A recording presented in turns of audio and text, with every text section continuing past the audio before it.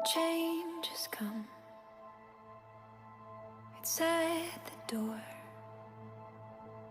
Everything that was true isn't true anymore.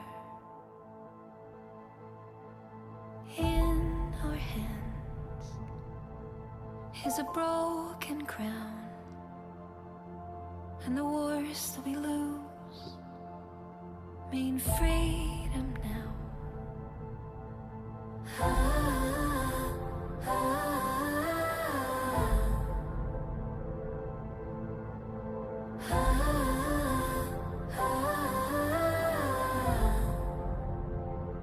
Every ending is a chance, a chance, a chance.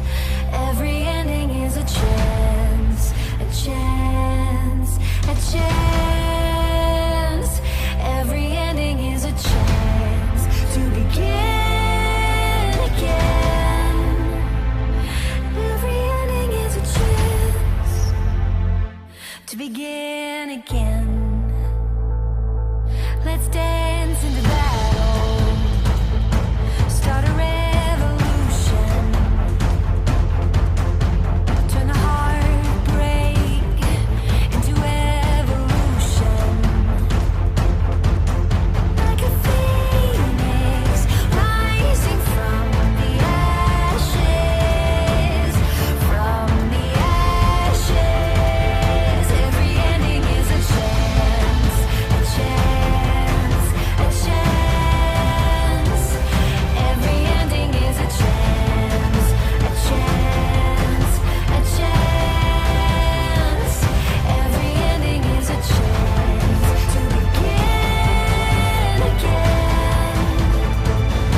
Every ending is a chance to begin again. Keep marching on. Keep marching on. Keep marching on. Keep marching on. Keep marching on. Every ending is a chance, a chance, a chance. Every ending is a chance, a chance, a chance. Every ending is a chance to begin again. Every ending is a chance to begin again. Every ending is a chance.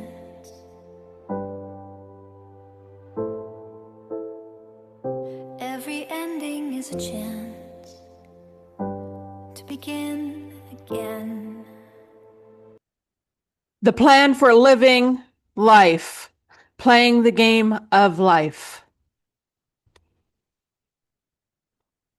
Rules to the game of life. You will receive a body. You will learn lessons. There are no mistakes, only lessons. A lesson will be repeated until it is learned. Learning lessons does not end. There is no better than here. Others are merely mirrors of you. What you make of your life is up to you. Life is exactly what you think it is. Your answers lie inside you. You will forget all of this. You can remember it whenever you want. Mastering ourselves, being our best selves. My power, my control. Mind, body, soul, which is thoughts, wills, the things you say, and emotions. Principles: learn, grow, teach, help. Foundation: love, health, wealth, happiness. Rules: respectful, safe, responsible. Being a champion, one day at a time. Having accountability, accept responsibility for actions and performance. Culture, living our values, mastering ourselves, body, mind, soul. Excellence, being our best selves by efficiency and productivity. Leveling up in life, showing up for yourself, focus on yourself, core values, decisions, goals, and behavior. Live by, no excuses, take ownership, empower yourself to do better and be more for you. Many are here to help us be the best version of ourselves through learning and development. 2, I'm willing to do the work, and you are willing to do the work. The first step to empowering you is creating a structure that helps you eliminate excuses through clarity of responsibility and process. Being a champion to create winning is by having a desire to be the best version of yourself and empowering you to do so daily. Having a better world that is a champion world is that it takes all of us. Everything is energy, vibration, and frequency, which is inside of us all and all around us. What is your energy? Low vibration or high vibration? Low vibration. Empathy, victim, helplessness, blame, negative self-talk, worry, hatred, anger, fear. High vibration. Hopefulness, courage, acceptance, happiness, self-love, gratitude, positive self-talk, trust, knowledge, abundance, forgiveness, unconditional love. Mastering ourselves. Lust, intense desire or craving, greed, excessive selfish desire. Gluttony, excessive consumption. Pride, excessive self-importance. Sloth, laziness, empathy. Envy, desiring what someone else has. Wrath, extreme anger. The unseen laws, spiritual laws you must respect. Core unseen laws. Law of reciprocity, which what you send out, energy, thoughts, actions, returns amplified. Law of authority. Spirits only respect those who know who they are. If you're confused, they dominate. Law of resonance. You attract what matches your vibration. Purity equals clear outcomes. Law of timing. Some doors open only in divine timing.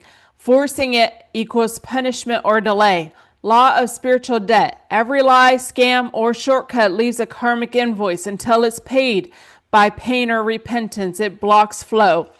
Law of access. Sharing sacred things with unworthy people gives dark forces access to you. Guard your spiritual intimacy. Law of sacred exchange. Don't ask for something from spirit world without giving something. Prayers, food, fire, service, truth. Law of hidden eyes. Even when no one is watching, you are seen. All thoughts and deeds echo in the spirit realms. Everyone will get exactly what they choose. 3D earth. Fear, division, anger, control, hate, AI. 5D earth. Love, unity, peace, freedom, healing, consciousness. This is the great awakening. If you knew how hard it was and how long it took to rebuild my little universe of peace and happiness, then you would understand why I'm so picky about who I allow in my life. Welcome, I'm Alisha Quinn, and today we are going to be talking about narcissistic abuse. And as I went down this awakening journey to wake up to the narcissistic abuse that I was involved in with my former husband, Robert, and religion and the government, just a big narcissistic abusive mess. And truly, that's the truth of it. But, I've healed, I'm still healing, and a lot has definitely changed. Learning to love myself and love who I am and be the person that I want to be, not the person that I'm being told to be. And really, finding that inner happiness, that inner peace within myself. And I used to really want to be a part of things, but I kind of learned that it's okay not to be a part of it and kind of being that black sheep. And I'm okay with that. So, truly connecting to the divine spirit is, really something else. And that relationship just gets deeper and deeper. Spirit is within me, and just tapping into that and the wisdom and knowledge, and truly having that connection and unity with body, mind, and soul. And there's truly nothing like it. So, but we're going to go ahead and talk about this a little bit because, waking up really to this narcissistic abuse, right?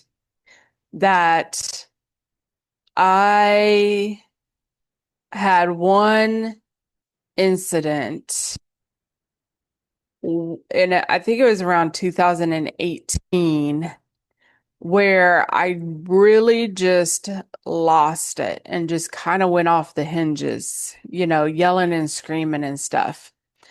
And I really was just kind of like that was not the person that I wanted to be, right? And I was just kind of like why did I do that and things, right?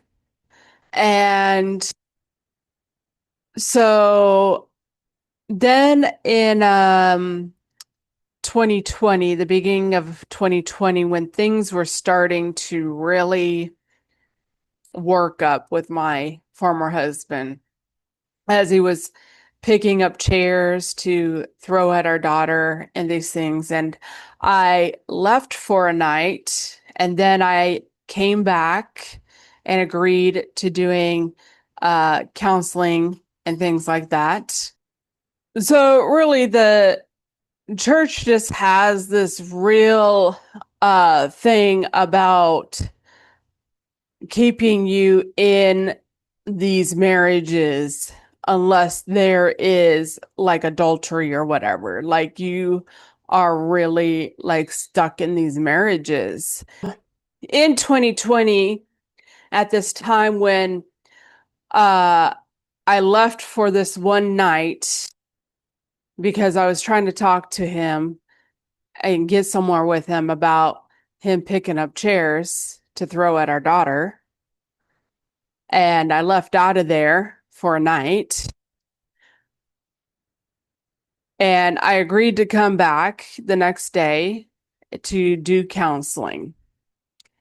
And as we went through that year and this journey of the counseling and things, I felt that the counseling that we got was really good counseling. Like it was some of the best counseling out of all these, people that we had dealt with over the course of our marriage. I really felt that we had gotten some of the best counseling because the man, he was a part of the church there, but he had a professional counseling license too. So he took us through this process of, attack the problem instead of each other. And, one person say what, you think that should happen, the other person, over this problem, right? And then come up with a reasonable solution, right? And that was really when I started seeing that he didn't compromise. He didn't compromise when it came to the stuff that he wanted to have done a certain way. And he really like used the church and everything for it as well when he could. And I would compromise all the way to him. And then when I brought up something, we weren't doing it. And, I'll tell you one of the big examples that I'll share with you over that was dancing and music. So he had a big problem with our daughter dancing at all. I mean, even like doing hand stuff, he was flipping out, wigging out over it. And so there was just absolutely no dancing whatsoever, not in like the privacy of our home or the, bedroom or anything, like absolutely no dancing.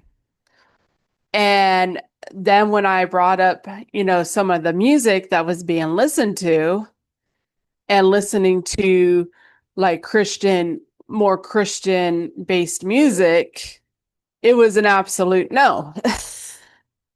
Because it could have false teaching in it. But then she was listening to a song about being a stripper. And so it was just, it was just chaotic. It was very eye-opening to that stuff, very controlling, And I will just share this on this note is that I when I came into this place and I had no pictures or anything and I found a picture that I had in my kitchen. It did fall and the frame broke and I just threw it away, but it said we dance in the kitchen. And I just, really felt it was a rebellious kind of symbolic kind of ordeal, really. But anyhow, so I really opened my eyes that year to that fact that, this man wasn't willing to compromise whatsoever, that it was really like his way or the highway. And that I really did everything to try to appease him, right? And just the yelling, the screaming, the flipping out that just continued on, and things. And we we ended that counseling towards the end of 2020 because I was just really at a loss over it because how do you use such methods with someone who's not even willing to compromise? And it was like I was in a dictatorship. And so, my eyes just really opened with that. And so we went a few months without having any counseling there. But then right about March of 2021, there was, something else, and, I will say for my part that here, I was definitely in this reactive abusive relationship, right? And so I was reactive, right? So I left a day with my kids. I wanted to separate. I really did. And I had tried to get someone in the church to kind of help me, but they hand me over to the elders. They couldn't help me without, talking to the elders and the elders are just like, they really wanted me to be with him and stay with him, that he hasn't been in a situation of being caught for adultery and things. And so we ended up talking to one of the elders and agreed to start doing counseling with him. So as 2021, progresses on, I we came to this point that he had a mini stroke, which really flipped our lives upside down. Now our lives were, it kind of flipped, upside down with COVID. Then we have this. This is like another flip that we got, which, changed a bit of things because he couldn't drive and these things, and he was our main provider and things. So, a lot changed at that thing. It put more stress and more pressure upon me and stuff for, coming to have more responsibilities of, driving him around for his work that he had. He was a window washer. So, and then, starting to do like Uber Eats to make up some of this income that we were losing because he made income by just like door knocking, kind of going to businesses and things to pick up extra money. And so he would make a decent amount of money, extra money doing such thing. And he had like people that regularly would have him clean their windows occasionally kind of thing, but they weren't like in a contract agreement with him and stuff like that. So, he was able to do that a couple of times, but there was this extra income that was kind of lost. And so I started doing the Uber Eats to make that out. I was just really, in this juggling thing with everything. But as that time really went through and just my eyes started really opening up to him and all this stuff, right? That I ended up, where I was talking to a couple of women, and one of the women in the church, she ended up telling me, I've been looking into narcissistic abuse because of a friend. And she said, you should look into this. She said, you might, find it has nothing to do with you guys, but you should take a look at it.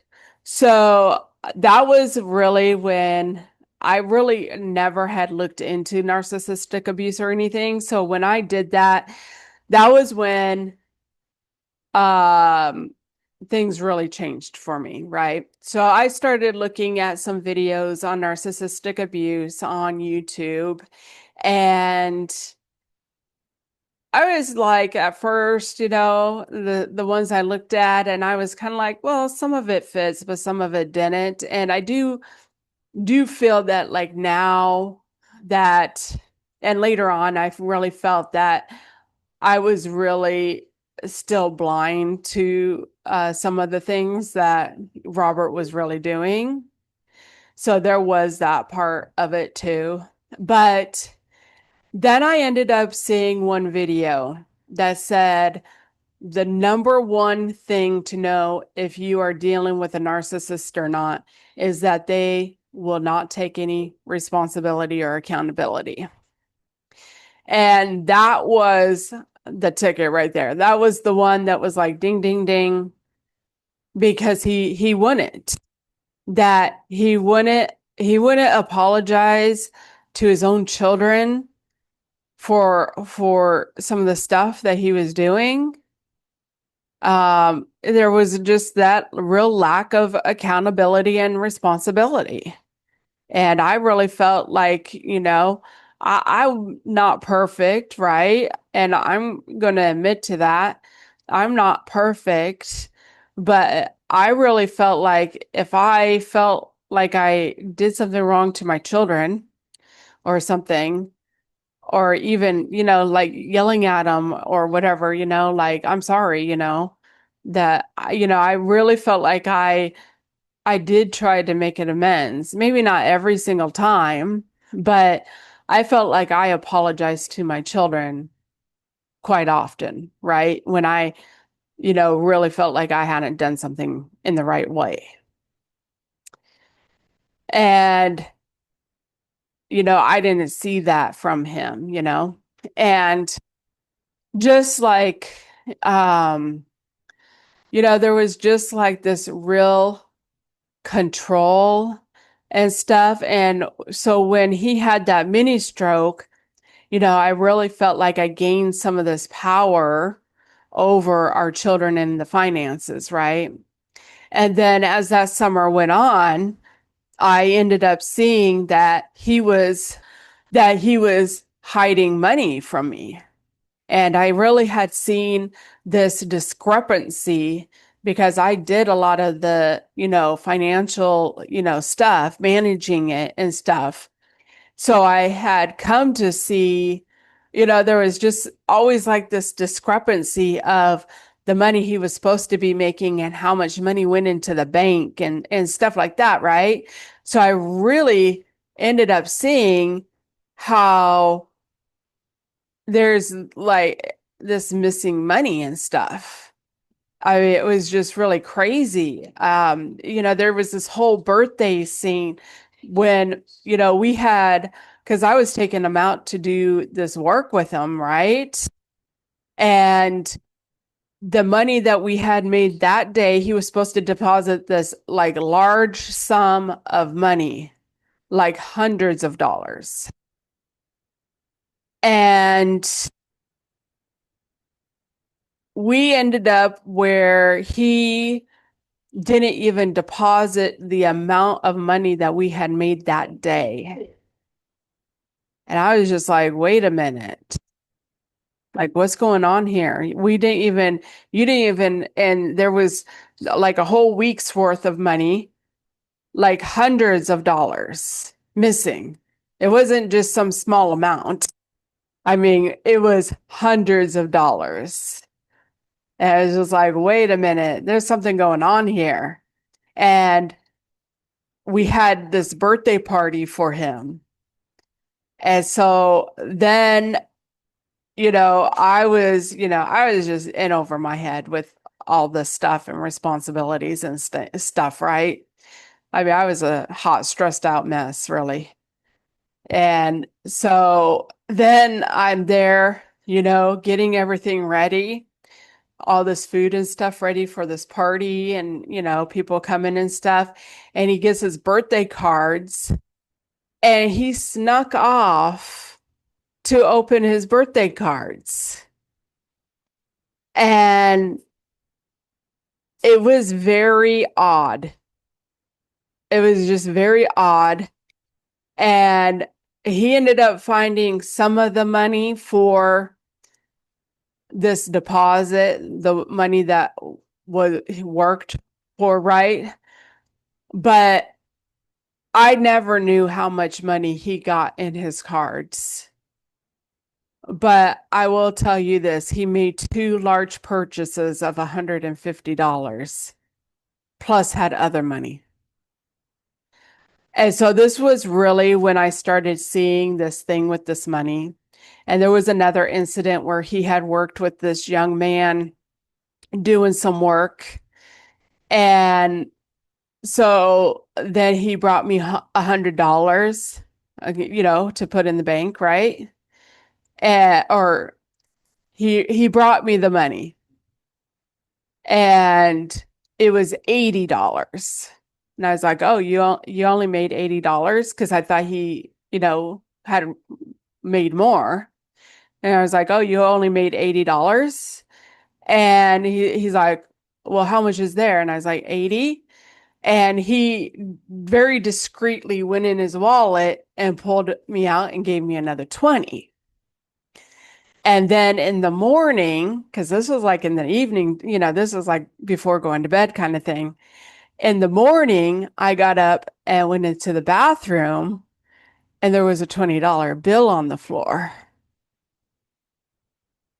And so it was just this thing that I really started seeing with the money that he was lying about the money. He was hiding. money from me. And I believe he had been doing that for a long time. I don't believe that was anything brand new for him. So there was that, and like, why do you have to lie about it? What makes you think that you have to lie about it and hide it? And when we're asking people from the church for money and then you're hiding money, like this doesn't make any sense, really, right? And so it's just stuff like that. And then, there was these incidents with our children where, he knocked out our daughter's tooth, he yanked out my son's tooth and things, and there was no accountability for it. There was no like, I'm sorry for this. And I know that with our son that he had told a family member that it was our son's fault that he yanked out his tooth. Like there was just not this very lack of taking this responsibility for this stuff. And, so as I led up to the end of that year where I was just a hot, stressed out mess from all this stuff. And it was just like this, behavior thing with this man that I was just seeing more and more of. And I do know that, his health and the decline in his health really didn't help things. But it was just kind of like, I think a lot of this stuff had been going on for a long time that it just was coming, it had just come to a point where I was waking up to it. And as I woke up to it and, there was this decline in his health that it was just harder for him to hide a lot of the stuff. And so, um, by the time that I left, I mean, it was just, I could barely go a day without having a headache and all this stuff. It was just really, really something, coming out of that. And, the control and stuff of the church as well. And he was under that. He was in his own narcissistic abuse relationship with the church and government.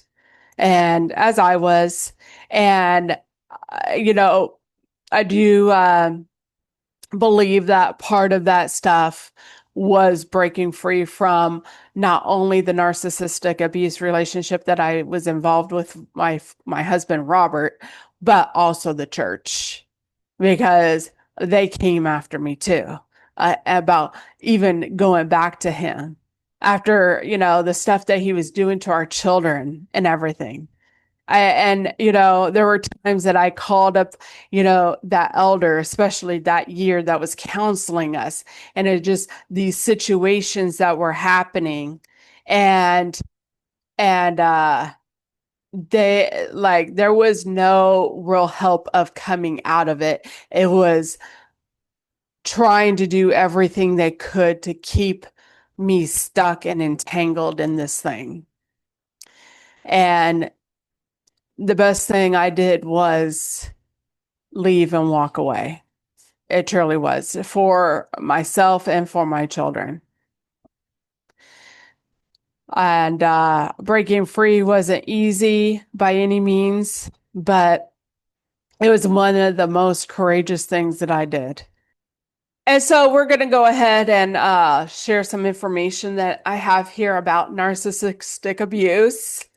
So, signs of narcissistic abuse include manipulative tactics like gaslighting, love bombing, followed by devaluation, extreme control and isolation, constant criticism, blame shifting, using the silent treatment, financial abuse, and emotional blackmail, all aimed at exerting power and eroding your self-worth, leaving you feeling confused, isolated, and apologetic. And so, there's a lot there that definitely hits home with that relationship there of, the devaluation, of being told that people don't want to spend time with me and like those kinds of things. And, the criticism, there was a heavy criticism that really started over my cooking. And it was just kind of like when I left him, and it was just like, I never had anyone complain about my cooking. And even the elder that was counseling us, he said something about it, that, he had come to our house for meals and, had my food from potlucks, and, he never had an issue with my cooking. It was a huge problem, and that just kind of, developed and stuff. And so, you know, definitely blame shifting there. Through my marriage with Robert, there was just always these issues with the church, the people in the church, the elders. There were issues with the neighbors. There were issues with people in business. It was just like a constant kind of thing that just, definitely by the end of it. And then he would say stuff like, oh, so and so won't talk to me, And I was just thinking, God, I hope that no one's thinking I'm just avoiding talking to them because I don't purposely go out of my way to talk to them, And so, I'm kind of like, well, did you go talk to her, or whatever, There was one of my friends that he said something about, and I was like, "Well, did you talk to her?" And so then he went and talked to her, and she talked to him. So it was just stuff like that, that it was just. I mean, it was just like these constant issues and problems and things, and I was trying to figure out for a long time like what was going on, and when I really came across this narcissistic abuse kind of thing, that it was kind of like, this makes a lot of sense, about what's been going on here. And so, you know, really, it was very heavily controlling. Um, and when you really get into energy and stuff and really come to see that, sometimes, it's like being having trauma and stuff, you end up being like a people pleaser. And so that, really does show up for me because I did try to do everything I could to try to, please him and keep him happy and things like that. And then it was like, he wasn't freaking happy. He wasn't happy with me. And when I left, he wasn't happy either, and truly coming to doing my own inner work and things, which I see some of it on my side too, that I would say things that I knew were gonna kind of get his goat a little bit, talking about making barbecue chicken or something. He had a thing with barbecue sauce, but when you're in those energies, I really do see how, like even some of the blame shifting stuff that that's a low consciousness kind of behavior of things. Control is too, because control is an illusion. And so those, it's kind of like being in a low consciousness kind of thing. It kind of makes you to be a little bit of a narcissist, a little bit, to some degree. It really does seem that way. I even noticed it sometimes with my children that, I would say things because I knew they were going to, and I knew they were going to react out of it, right? It's just kind of like this reactive, abusive kind of thing, And so it's definitely stuff that I've had to really learn about and heal from. I do believe that it's like these generational curses and, toxic behaviors, not teaching people how to regulate and their emotions and things as well. And, I'm going to also say that, Robert, he had his faults for sure, and he had good in him too. And I'm going to do a thing on Robert and share some more about that stuff. But, he had good in him, he had bad in him. He was really an asset to my life and my, spiritual journey and stuff. And I do come to see that. But, Robert was an unhealed man who had dealt with a lot of trauma himself.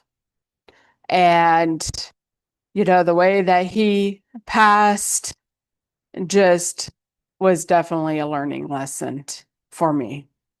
And so some of the key tactics and behaviors for narcissistic abuse: gaslighting, making you doubt your own memory, perception, or sanity. Like, I never said that, you're overreacting. Love bombing and devaluation, intense affection and flattery early on, followed by tearing you down to destroy your self-esteem. Control and isolation, controlling your time, finances, and social life to make you dependent and separate you from support systems.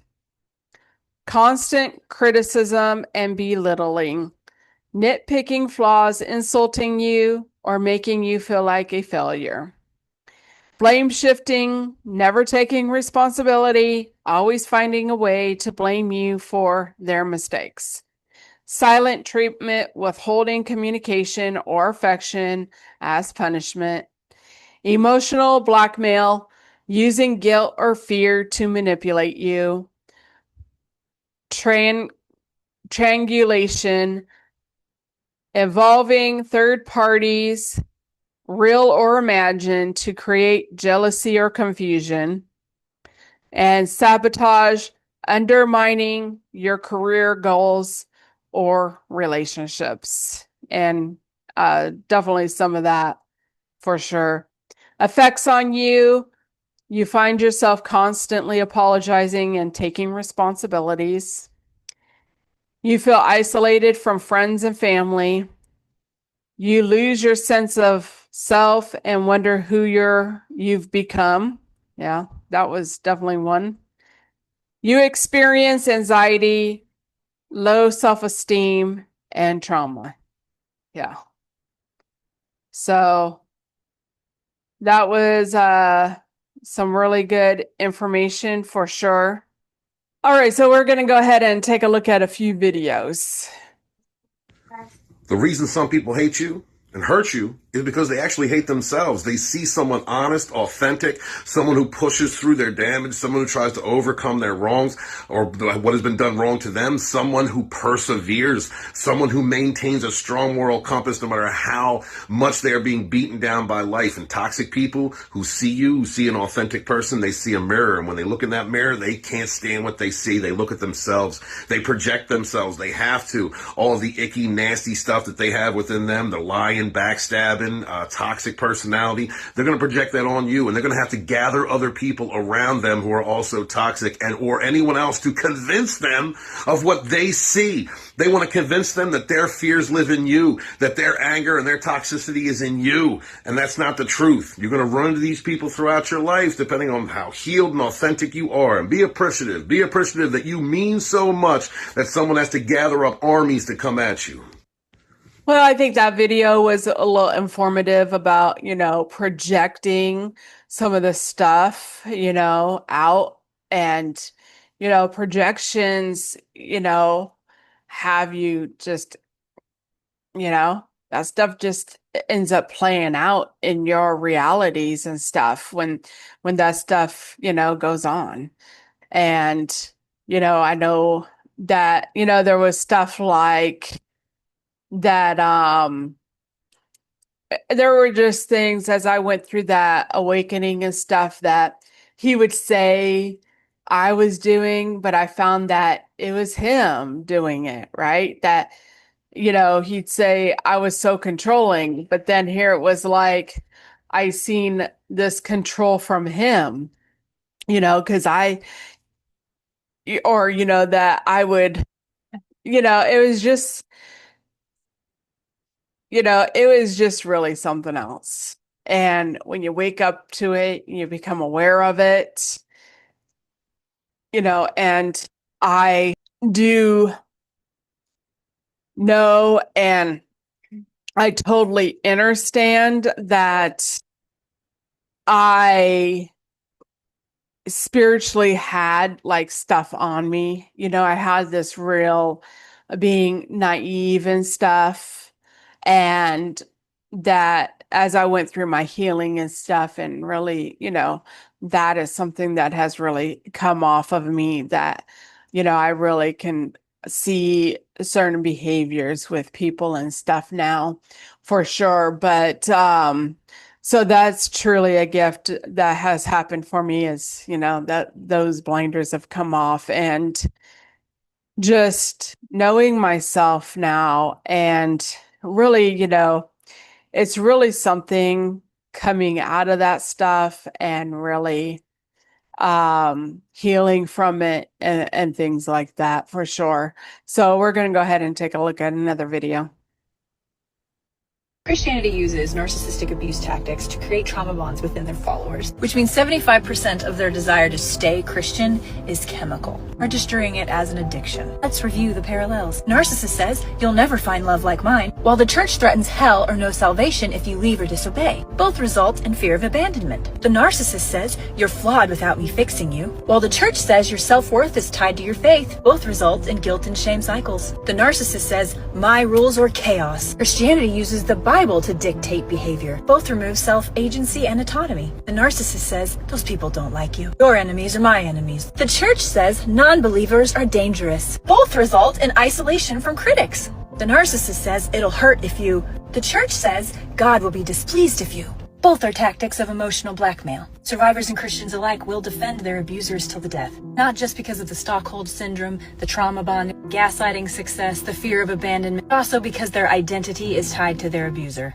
Christianity. Well, I thought that video was very, very, very wise and informative, of this narcissistic abuse from people who are involved in religion, and that religion is part of a narcissistic abusive relationship with trauma bonding and those things. And I think that she really stated it with, the identity. Your identity is being really like tied to this. And that's like really what I found even with Robert, which, it's like you do tie this identity with the church and stuff for sure, but with Robert, that it was like he owned me. I was his wife, right?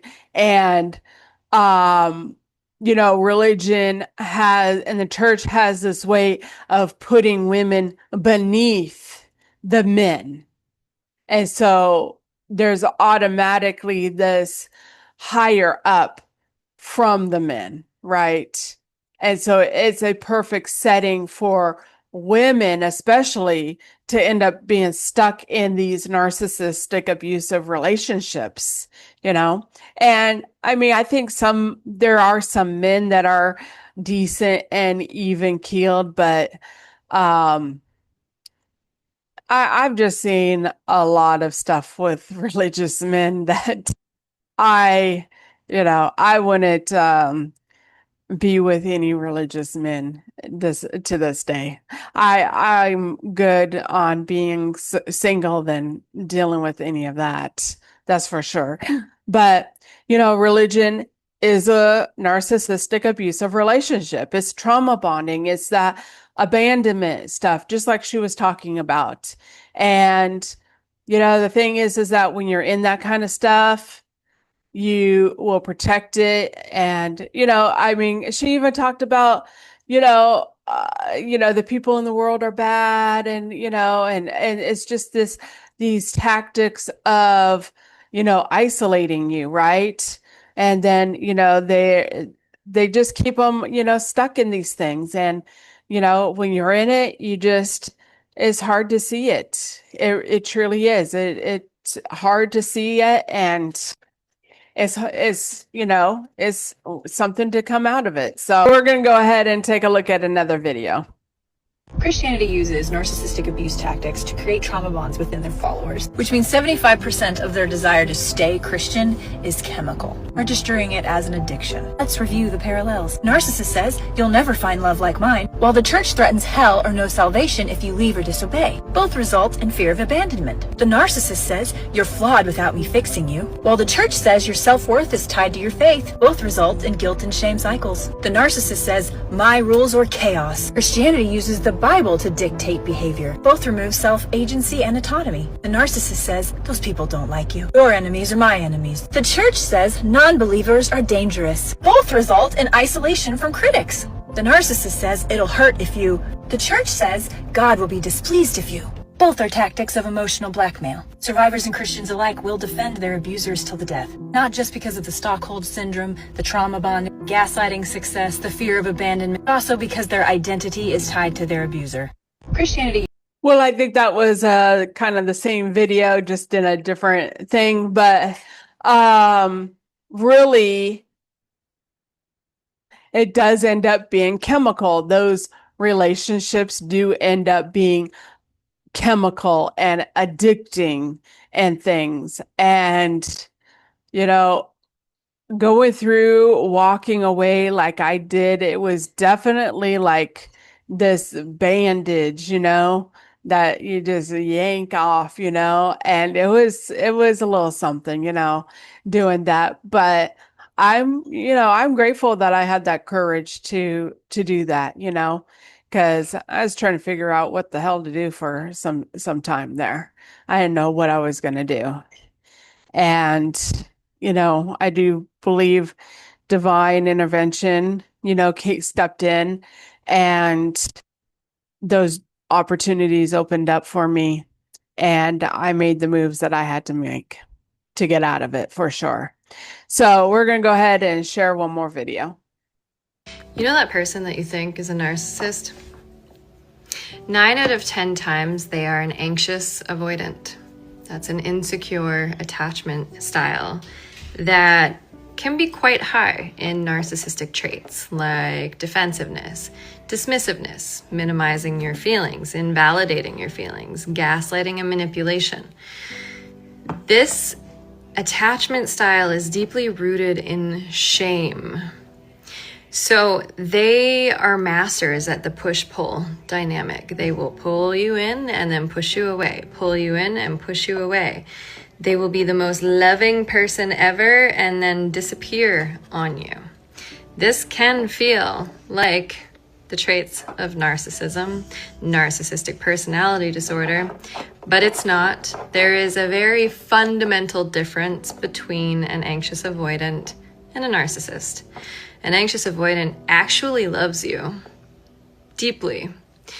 They're just not equipped with the tools and the skills that is required to understand emotional nuance and to be able to meet you where you're at. Now, this can be extremely triggering for your nervous system, especially if they trigger you into an anxious attachment style, because that push-pull dynamic is going to get heavy. People with trauma cannot regulate their nervous system with an anxious avoidant attachment styled partner. It won't happen. So, I just want to come on here and say that. I have been working with a lot of clients who have been dealing with this particular attachment style in their lives. And it's unfortunate because they're beautiful, beautiful people. They have beautiful hearts. They just don't have the skills or the tools to be the person that you need. And especially if you're someone with trauma, you have to be with somebody who has a secure attachment style. Because if they don't, your nervous system is going to end up on fire. And it's not going to stop until you're away from the dynamic They're not the problem. You're not the problem. The dynamic is the problem. Their pattern is a problem. I just wanted to bring this to light because a lot of people throw the term around narcissists. They're calling each other narcissists all day, every day. And it's like some people just have very different attachment styles that trigger your wounds.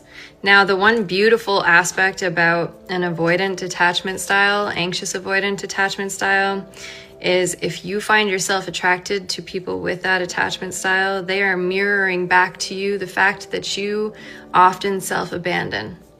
You will caretake others' emotions in order to feel safe. You will work damn hard for love. You think love has to be earned. And these folks will mirror back to you the parts of you that have not healed from your former dynamics around being the one who gives it all. You give and give and give, and people just take. Anxious avoidance will teach you to start putting yourself first.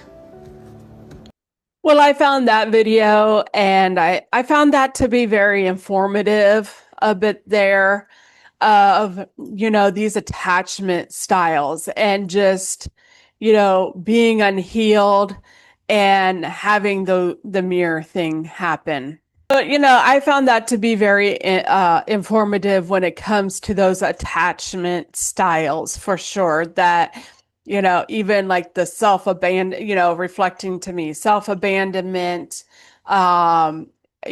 giving it all and, thinking that love should be earned and things like that, that it definitely informs me of, some of those things as well.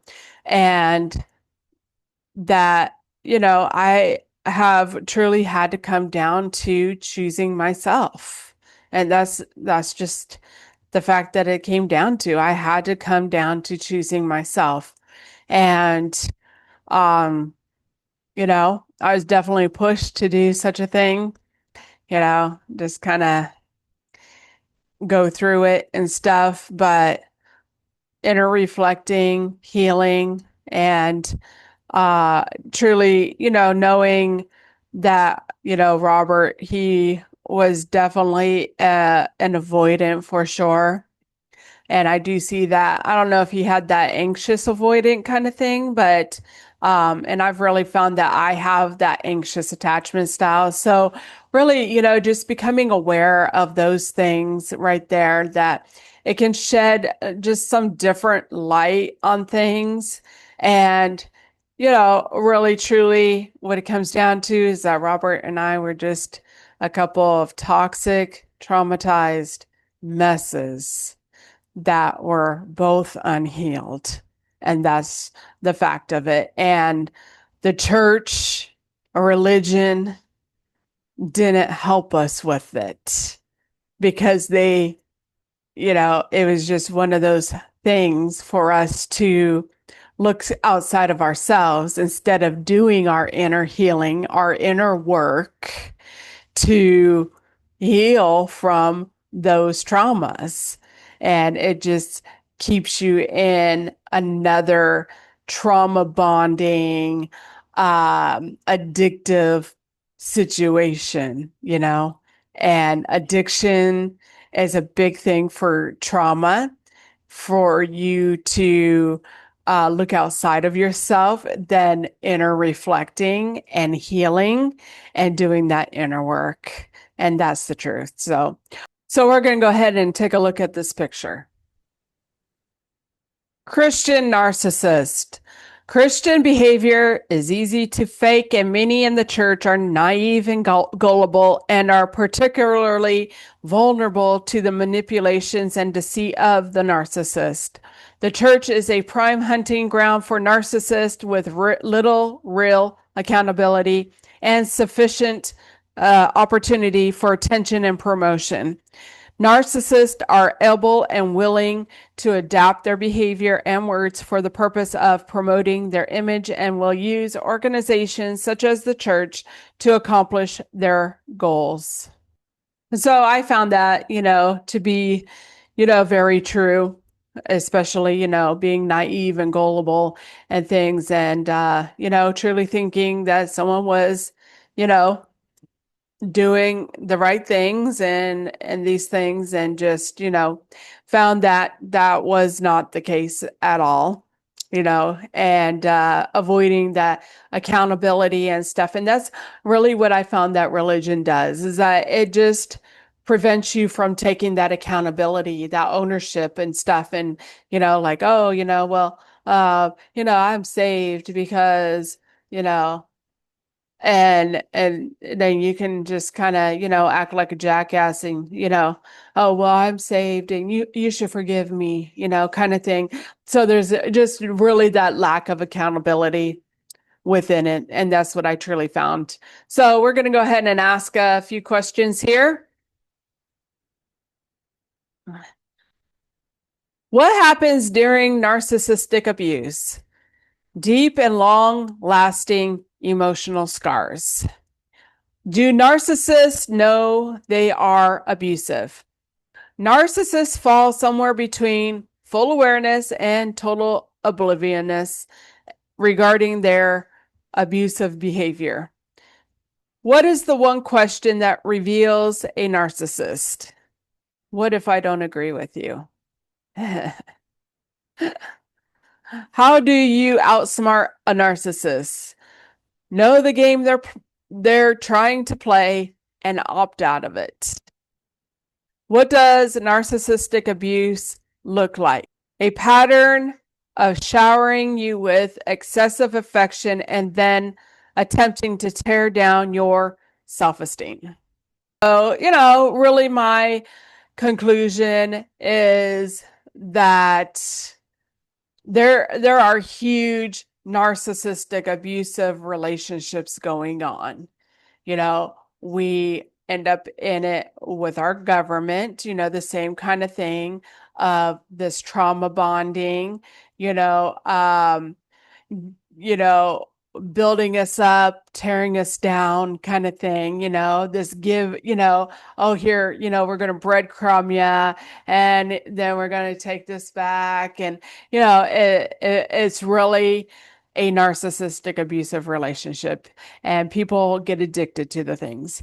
The same with the church. It's the same kind of thing. It's a narcissistic abusive relationship. And, personal narcissistic abusive relationships like the one that I was involved in with Robert. And, when you work on stop playing their game of, reacting and things, which, I really went through, because vibrationally, as I was waking up to this vibration and stuff of things, that everything has a vibration and frequency. And I was just like, this just can't be good, that, you know, you really do get pushed to where you have to have that separation for sure. And, the best thing to do really that I can find and see is to really just do your inner work and heal yourself, and break free from all those narcissistic abuse relationships, and that's what I've truly come to do is, don't believe the church, don't believe the state, it's all just the BS game, right? And, take that inner sovereignty and work on yourself, and, build your own life and work on yourself. And that's what I've truly come to find. And, really taking that ownership and accountability for myself, because when you're in these lower consciousness vibrations and stuff of, I'm a victim and you're the problem, and these kind of things. And when you're reactive, right? And that's part of yelling and screaming. And I lived in that kind of stuff, right? especially as a young child. So you kind of pick up on those behaviors and patterns of things, right? And it's low vibrational as well, So, you're yelling and screaming and, and reactive, really, and that's, part of doing your inner work and your healing to come to not reacting, but responding, right? And growing that, emotional intelligence, right? And so, and it takes work to break those cycles, of not reacting, of responding, and even like yelling and screaming and stuff, it's, even with your own children and things.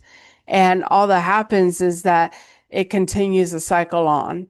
And so, I do feel like the best thing, even though, you know, we went through a lot, me and my children went through a lot with, breaking these, cycles of abuse, really, with, for me, with government, with the church and religion and with this man. And, my children are going to have to deal with their own kind of stuff. But the best thing I could do for them even is to make these changes, is to heal.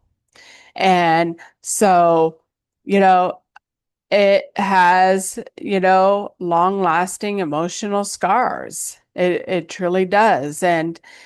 But, really, being aware of, your own behaviors, your own like patterns of things, that self-abandonment kind of thing, right? People pleasing, giving too much and stuff, really becoming aware of those and really breaking those trauma bondings of playing those emotional games of, playing the victim. And because, narcissists, they're victimized by life, too, they're big time victims, and so that's really, what it comes down to is, breaking those trauma bondings, breaking the addictions. And, we have to do it.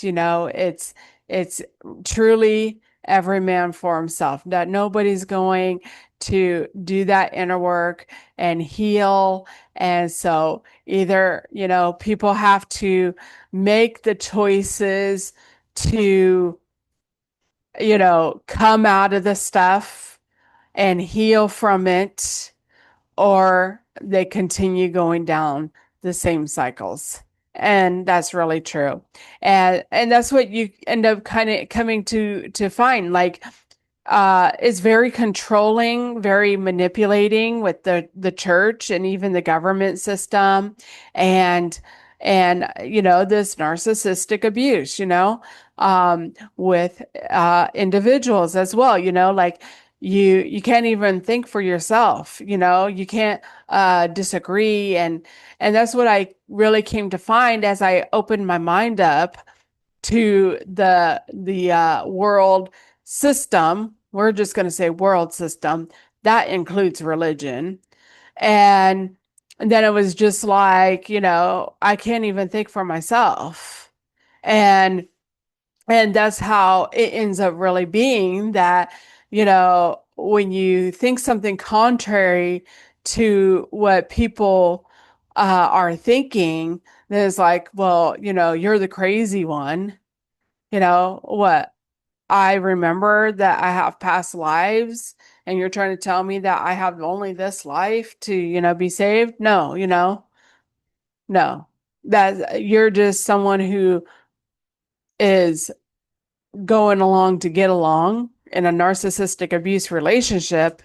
And, I'm out of that, and I've done my inner work, and I know who I am.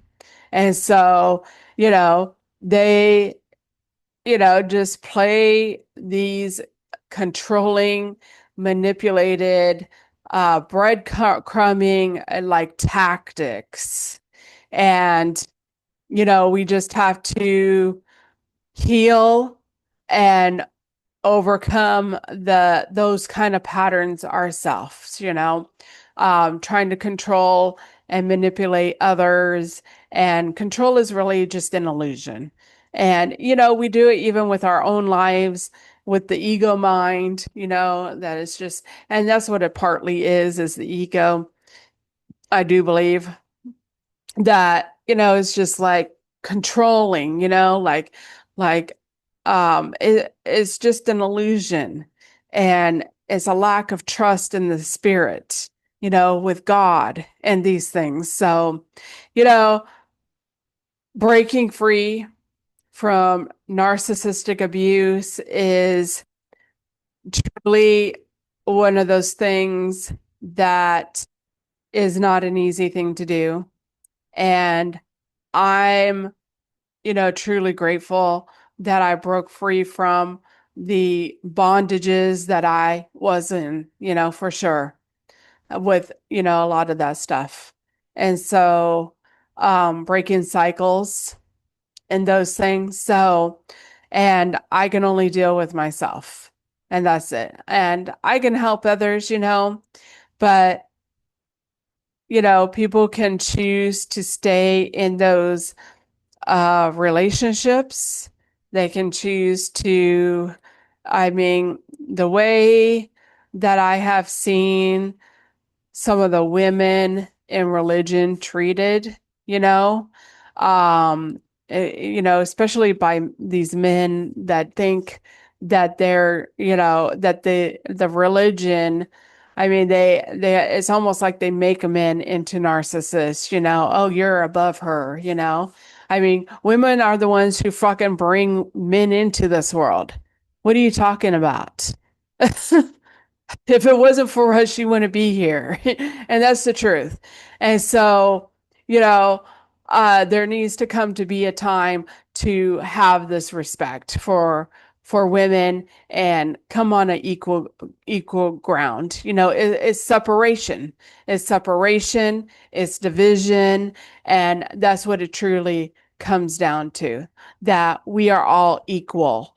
And, religion really makes it where you're not equal. If you're a woman, you're beneath these men, and then, you got men running the church and everyone submitted to all these dicks running things, and it's just, the best thing that I ever did for myself was breaking free and walking away. And the thing was that nobody was going to do it for me, and nobody was going to save me from it. It had to be me, and I did do it. And all I can do is be truly grateful that my eyes opened and that I was able to do it. And if it comes about that I can help somebody else do it, and I've seen it, I've seen it where women leave for a time and then they go right back to it. It's addicting, it really is. It's really one of those things of, being addicted to it, being addicted to the person, being addicted to the cycles, right, of it. And, sometimes, when you're in those relationships, like they can be really sweet, and really, really love bomb you, like, oh, I love you so much. And, but you can love yourself better. You truly can. You come to learn to love yourself like you deserve to be loved, and you be that person. And truly, I do believe that once you become that person that you want to be, you'll find that person, because you're going to change your energy and things, and not be, trying to please everyone else. And I'll tell you what, when you're out there trying to please everyone else, they're never fucking happy with your ass. They're never happy with you. You never please them. Yeah, and there you keep on, giving and giving and giving, and that's the thing is that you have to come to set those boundaries for yourself, and sometimes it's challenging to do that, and I do understand that, but truly coming to that point to choose yourself and just say, you know what, I'm not going to be that person anymore. I'm not going to give like this and get just breadcrumbs out of it because I'm worth better than that. And that's really what it comes down to is having that self-love, having that self-worth, self-esteem and things like that. And religion and the world and a narcissistic abuse relationship just has a way of breaking those things down for you.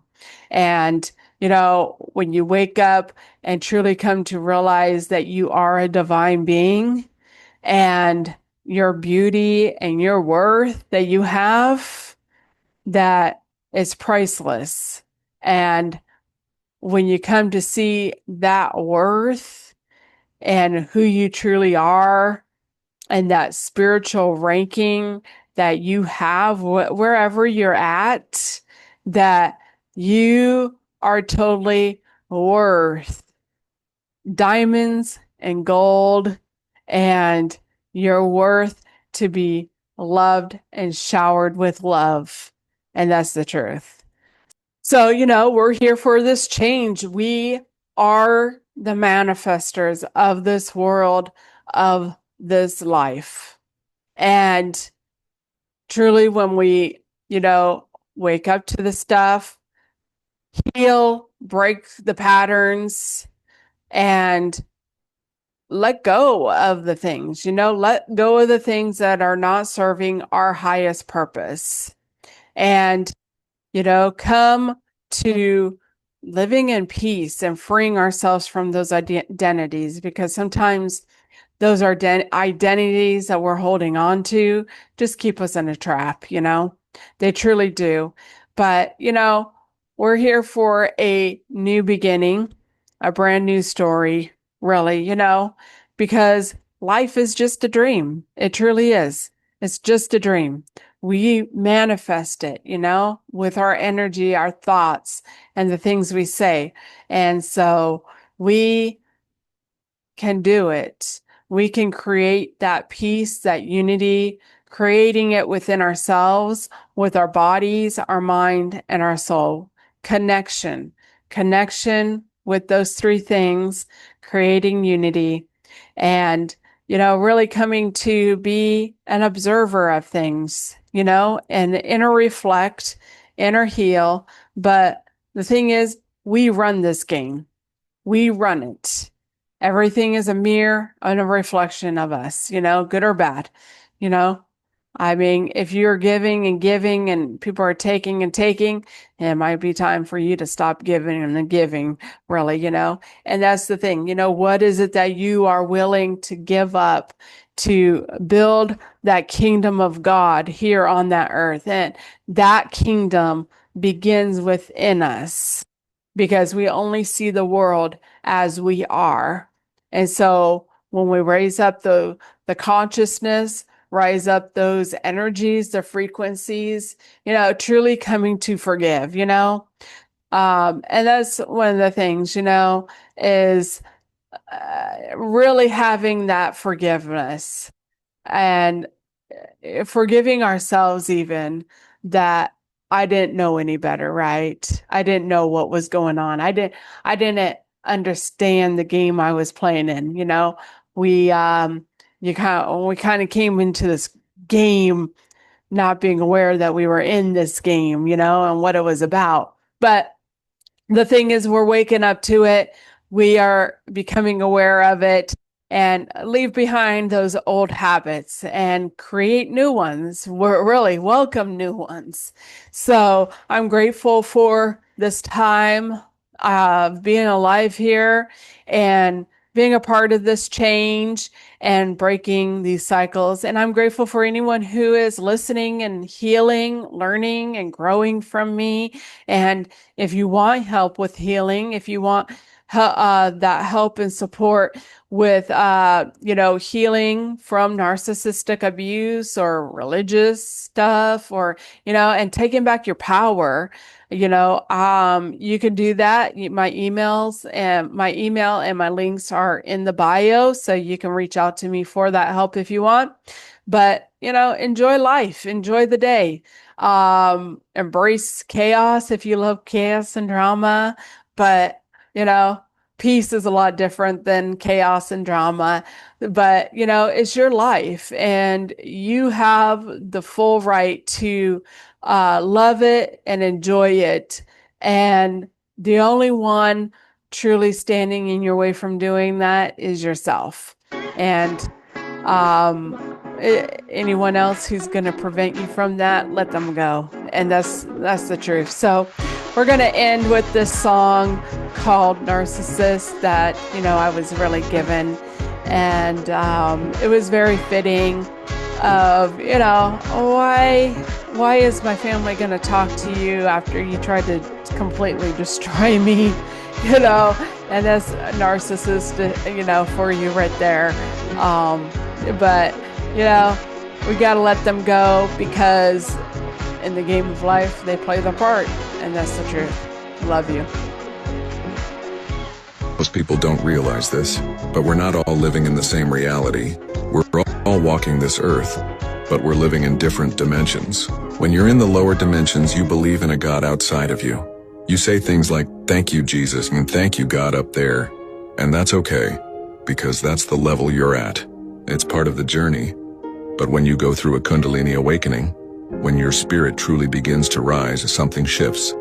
You don't just believe in Christ, you become aware of the Christ within you. You stop thanking something outside of you, and you begin to awaken to the power that was always inside you.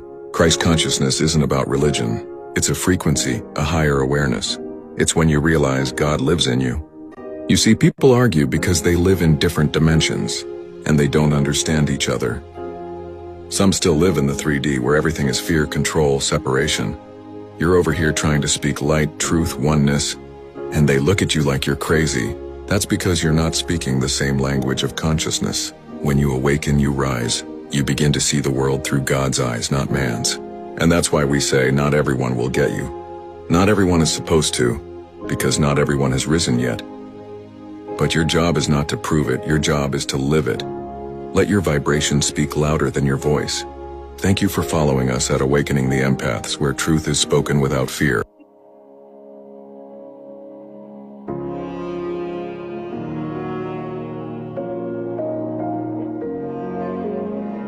Out of touch with my feelings, I can't help it if I'm happy or sad. Today I cried for no reason, it made me feel like a psychopath. I should hate you cause I love you.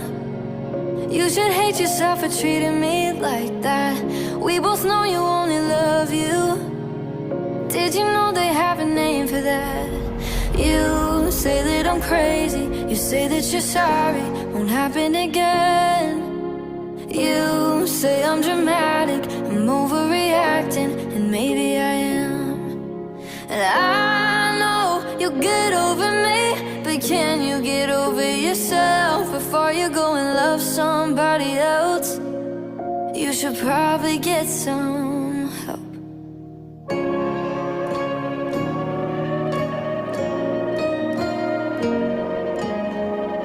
My parents don't like you, why would they want to? After they found me crying on the bathroom floor, I don't even like me anymore.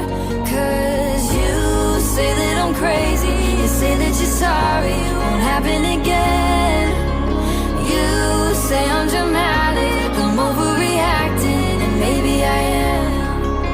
And I know you'll get over me, but can you get over yourself before you go and love somebody else? You should probably get some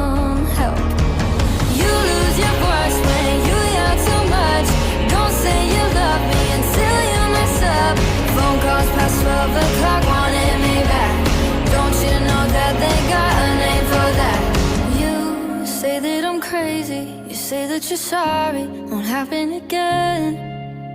You say I'm dramatic, I'm overreacting, and maybe I am. And I know you'll get over me, but can you get over yourself before you go and love somebody else? You should probably get some help.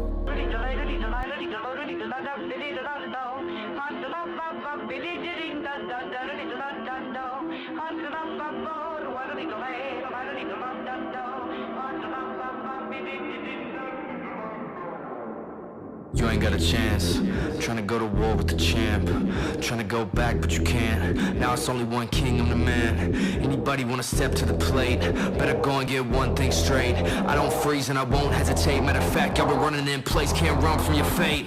Who's gonna stop me? Who's gonna stop me? Who's gonna stop me? Who's gonna stop me? Who's gonna stop me? Who's gonna stop me? Yeah, who's gonna stop me? Who's gonna stop me? So electrical, charged up, shocking every second like a billion volts. Now we hyperactive, you don't want no static. I was born for battle, finger on the pulse. Y'all paper plastic while I go Jurassic. So far from average, running with the raptors like a slay Goliath, steady moving silence. So in other words, I am the boss. Who's gonna stop me? Who's gonna stop me? Who's gonna stop me? Who's gonna stop me? I am the boss. Who's gonna stop me? Who's gonna stop me? Yeah, who's gonna stop me? Who's gonna stop me?